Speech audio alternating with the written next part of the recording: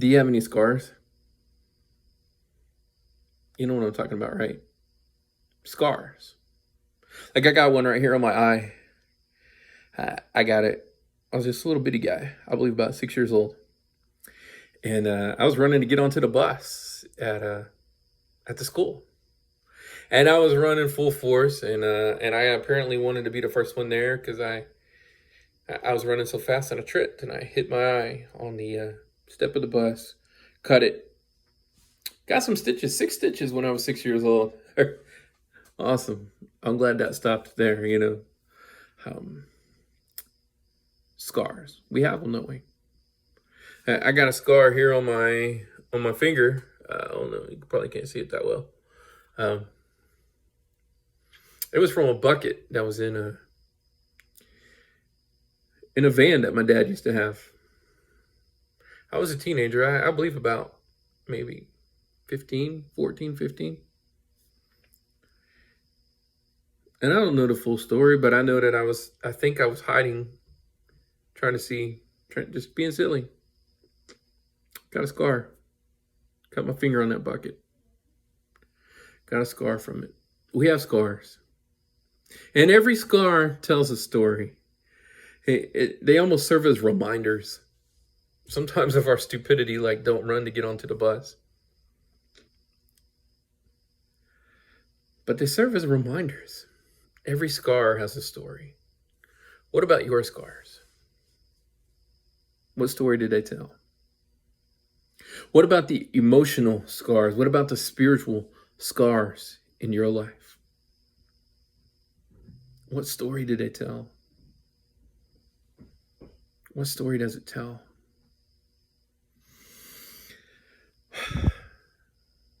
September 11th. We are now in 20 years removed from the attacks on September 11th of 2001. But I still have scars. I still have scars. You see, I'd always been drawn to cities and doing inner city ministry. I don't know what it is about that, but I'd always had this drawing in of being in a city and doing ministry and helping people and helping hurting people and helping people that were hurting, not help hurting. Yeah, you know what I'm saying.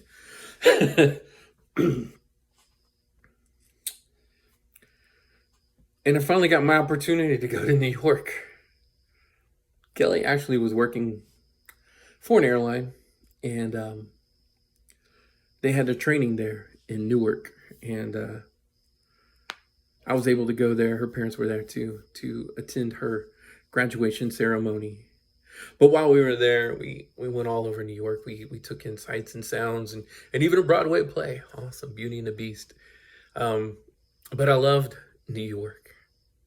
And I was like, I want to do ministry here. And I remember talking a little bit to my wife on the way home and saying, hey, I want to do ministry there in New York City.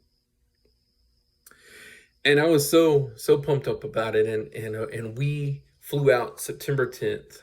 We left New York and we flew to Lubbock, Texas, where I was going to school at Lubbock Christian University. That's where we were at. And I woke up early the next morning and I went to class like normal, and I was sitting in I had an early class, and I was sitting in my class, and on my way to class, my classes were in the Bible department. I was a missions major, and I was telling everybody that I could about this awesome city called New York and how I wanted to go there and I wanted to do ministry. And when class let out, I had a professor come and say, hey, Daniel, check this out.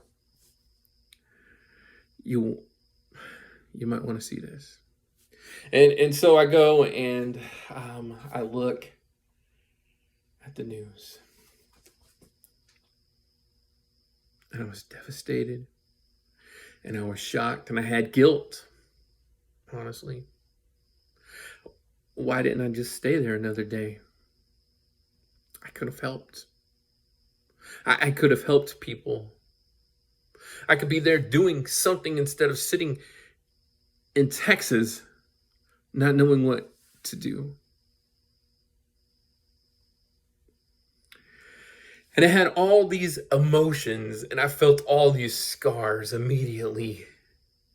First, they were open wounds, but later they became scars. And yet, the scars from that moment tell this powerful story. While I hate that happened, I mean, hate it. Every year on September 11th, I'm a little bit of a wreck. Just am. Don't know why. Well, I know why.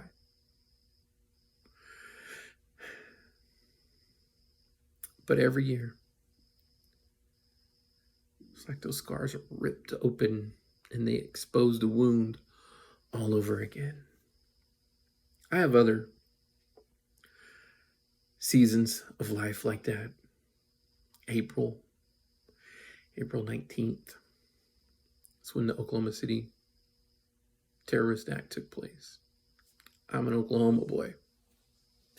That was my city.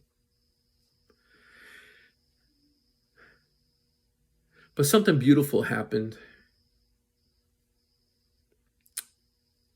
the year that terrorist act took place. The September 11th attacks. You see, for just a short season,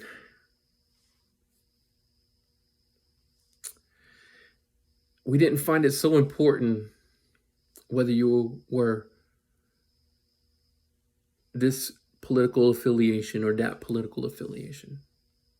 We didn't care so much if a person was white or black or brown or a mix.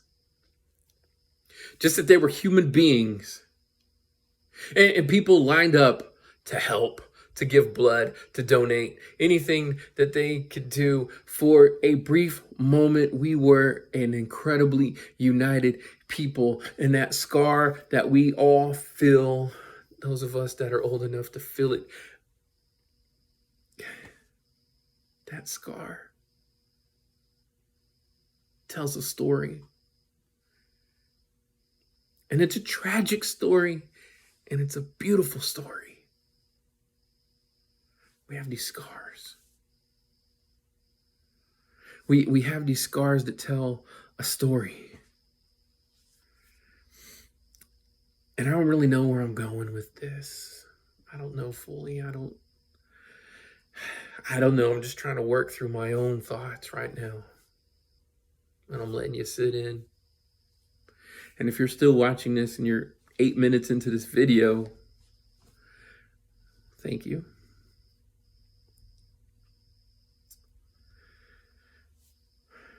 Let's pray for each other. It seems like we are more divided than we've ever been, and I know that's not necessarily true.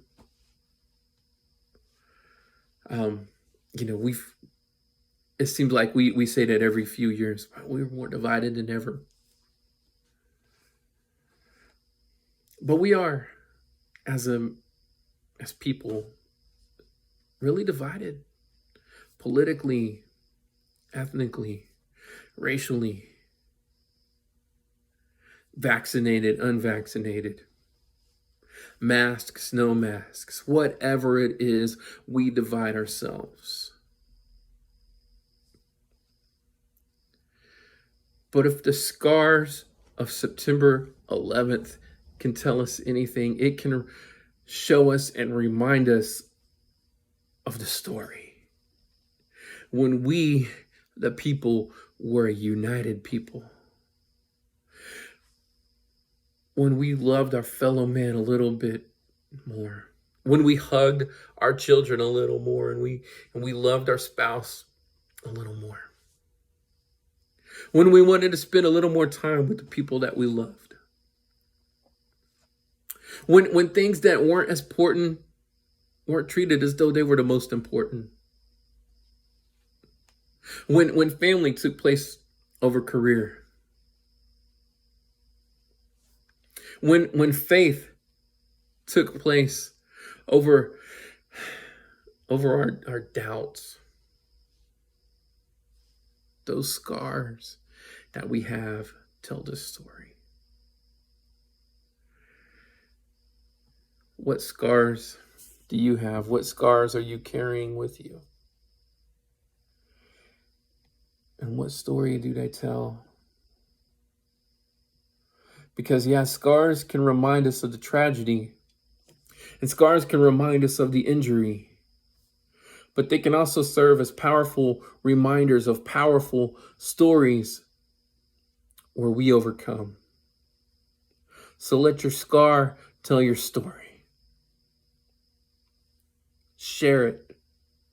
Love somebody. Be with those that you love a little, spend a little more time with them.